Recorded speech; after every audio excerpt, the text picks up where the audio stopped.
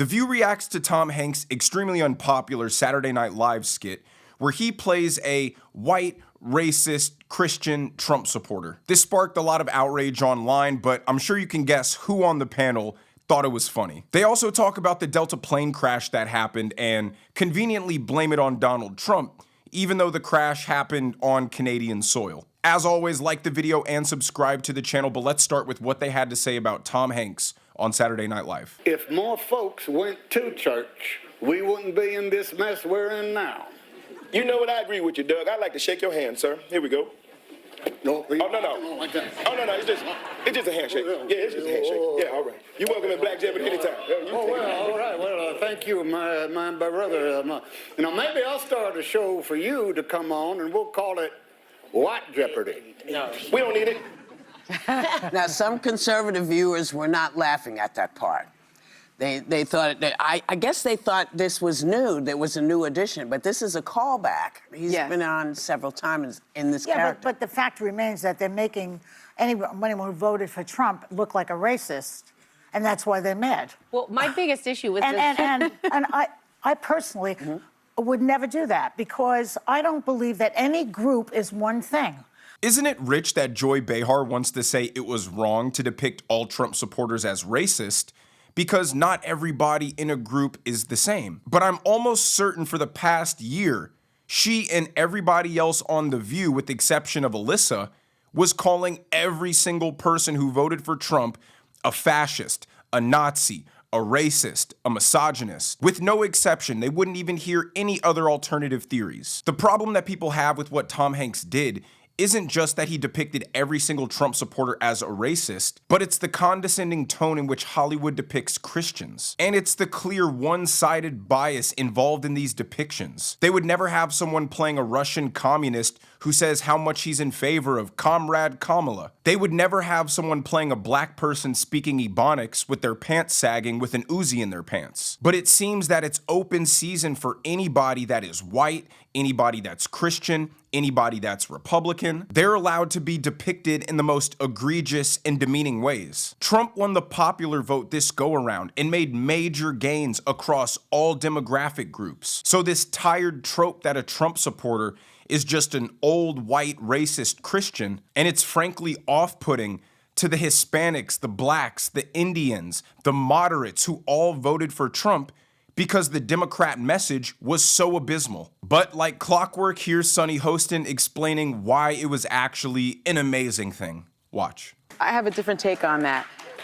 Just because, as Whippy said, Tom Hanks joined the sketch, bringing back the character of Doug, because the first Doug was in a 2016 sketch, and in fact, that was the most popular installment of Black Jeopardy, was with Doug as the Trump supporter in 2016. I think it's a very subversive sketch, in fact. It's about Black culture being American culture. And so when you have the regular Jeopardy, you know, it's basically the white Jeopardy. That already exists, because I've been on it and lost. And never lets us forget it. And so this you know, in 2018, you had Chadwick Boseman on, and the fact that he refused to shake the host's hand, that has happened before. Do you remember when the senator refused, the senator's husband that was being refused to shake Kamala. That was sworn in, he refused to shake her hand. So I felt that it was very subversive. I felt that it was a sort of a callback to that. I want to talk about what she said in the middle there. Oh, we already have Jeopardy, and that's basically the white Jeopardy.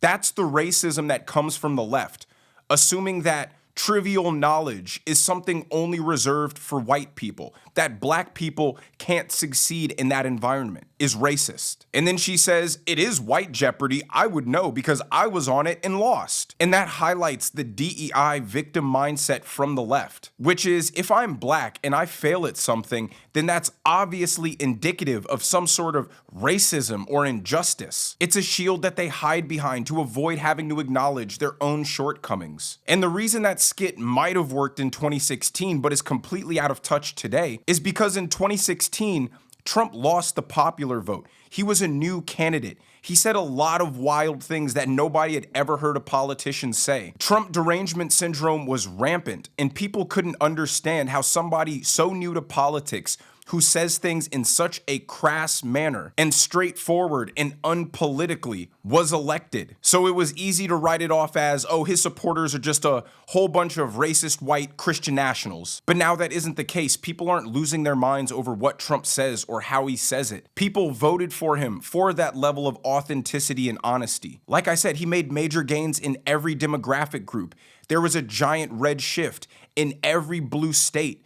He flipped hundreds of blue counties. Regular, reasonable, decent people left the Democrat Party in droves to vote for Donald Trump because they wanted somebody who was going to get things done and improve their lives and stand up for the American people, not be shackled to the restraints of political correctness. Someone who would talk to us plainly and clearly, not regurgitate the platitudes and the word salads that we got from Kamala Harris. Now, this is when Sunny doubles down on her pretentiousness as they react to James Carville, a Democrat strategist, saying Democrats need to get out of the way and stop fighting, and Sunny gives her holier-than-thou response. Let USAID criticisms go. I love USAID. I've been on missions abroad where we've used it to help people, but it's intangible to voters. It doesn't really impact American voters' lives. Okay. If DOJ comes into the Social Security Administration and something happens, that's where you hold your real fight for. Why is Mike going into my Social Security and the IRS? Well, people Why is should he be- doing that? That Why are part's he firing problematic. Well, people should be concerned about that, but I kind of agree with James Carville because I'm part of the 92% of black women that voted to save the rest of the country.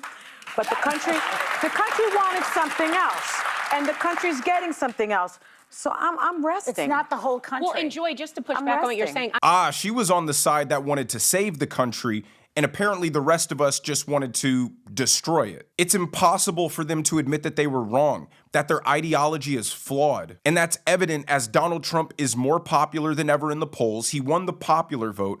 His agenda items are ranging between 60 to 70% favorability. And yet people like Sunny Hostin are adamant that they were on the right side of things because they have college degrees and they know better. The problem with the Democrat Party isn't just that they're fighting an incredibly popular America First agenda, it's that they aren't even offering an alternative strategy. What's their strategy to cut government spending? Because I haven't heard a peep from them on how they would do it. Only how Trump and Elon are doing it is the wrong way. They kept saying nothing Joe Biden did led to an increase in border crossings, and then in the last 5 or 6 months of Joe Biden's presidency, the crossings went down due to his executive action, exposing that he caused the problem and could have fixed it. And now Trump comes into office and border crossings are down 95%. But the Democrats swore there needed to be some bipartisan legislation to fix the problem. It wasn't Joe Biden, but yet they haven't put forward a border plan or an immigration plan that doesn't include giving amnesty and eventual citizenship to 10 million people who illegally broke into our country. They want to talk about the way Trump does foreign policy. Oh, he's being mean to our allies. He's buddying up with Putin. Well, the opposite of Trump's foreign policy is Biden's policy, where he just lets our allies take advantage of us at every turn. And what did that cause? A war in Ukraine, a war in Gaza, hundreds of billions of dollars of US taxpayer money going to fight foreign wars. They want to talk about Trump's tariffs being the worst thing that could possibly ever happen. But they were the administration that caused record high inflation and crippled the working class of America. Sunny Hostin seems like she wakes up in the morning and walks over to her mirror and asks it who's the fairest of them all. Now, as if to prove my point even more, that the Democrats are just going against everything that is popular with the American people, here's Whoopi Goldberg saying that wokeism is actually a good thing. That's why it's so annoying, when people talk about wokeism. Because, for years, women decided, I don't like how you talk about us. And so we got out and we did something about it. That was wokeism at its time. People didn't want us doing that. When we said, hey, we got to put more people of color, more folks who are different into colleges. They said, well, we don't want that either. Yeah. That was considered wokeism. So it's all of these things that seem to benefit other people seem to be problematic because you're woke. Well, most women have never been asleep because we know what we're fighting. What she's describing isn't wokeism. What she's describing is just some good old school liberalism or progressivism, fighting for injustices that were clearly prevalent. Women wanted rights, they fought for that. Black people wanted equal rights, they fought for that. Gays fought for gay marriage, they got that. What wokeism is, and I've touched on this before, is fighting for injustices that don't even exist. The problem with being a progressive is eventually there's nothing left to fight for. Everybody has rights, everybody's equal, everybody's free. But modern day woke progressives wanted to be part of a cultural fight so bad that they started inventing things to fight for. A man can actually become a woman, and that's the battle that we're gonna pick to fight. Blacks are actually the most oppressed they've ever been, even though we've had a black president. The First Amendment is bad. People shouldn't be allowed to say things that hurt other people's feelings. Teachers should be able to talk to kids about their sexual orientation and sexual fetishes, so these kids feel seen. Black people have had equal rights for over 60 years, but since they're still the poorest demographic group, then that must be evidence of prevalent, deep-rooted, institutional white supremacy. That's what wokeism is, when the demand to fight these injustices outpaces the supply of injustices to fight. They are the ones creating the racism in order to have racism to fight against. And that's why wokeism was outright rejected in this last election, because most people, they want to live in a world where they can enjoy the benefits of all these cultural and social fights over the years and actually enjoy living in a country that is free, that is equal, that is tolerant. White people were tired of being called racist for just being white. Black people were tired of being called victims just because they're black. Everywhere you look, TV, movies, sports, culture, business, politics, there are black people prevalent in these spaces. And people got fed up with having to pretend that we were actually in the Jim Crow South. Now, Sonny, true to character, had to give one last bad faith, low IQ take, saying that the recent plane crash in Canada was somehow a result of Donald Trump.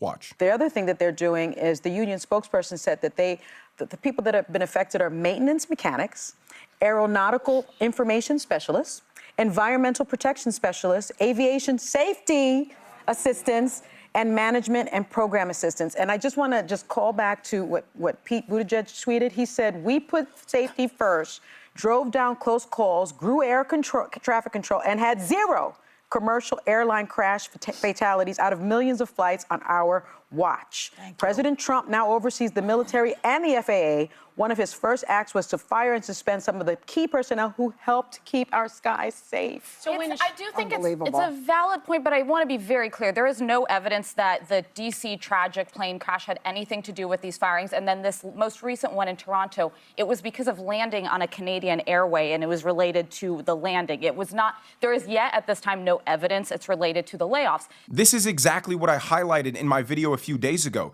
Democrats will say that they're for cutting government inefficiency and waste, but then, like Sonny Hostin, she throws a fit that 1% of the FAA was fired. And that's why I say Democrats are just shooting themselves in the foot, because most Americans see this clearly. They're not willing to applaud anything Elon Musk and Trump are doing. They're not willing to agree that any of the waste that they're finding is a bad thing. They're of the belief that every single federal employee is essential, every single government agency is running as efficiently as possible, and everyone knows that isn't true. So them trying to fight every single attempt at making the government work better for the American citizens is not a good look for the Democratic brand. And I'm so glad Alyssa corrected her. Not that it's gonna change Sonny Hostin's mind, but at least the audience has some perspective that just because Sonny Hostin tries to fearmonger and list off all of these employees that potentially could have prevented some flight crash in Canada, the Democrats will never have common sense until they have some self-awareness.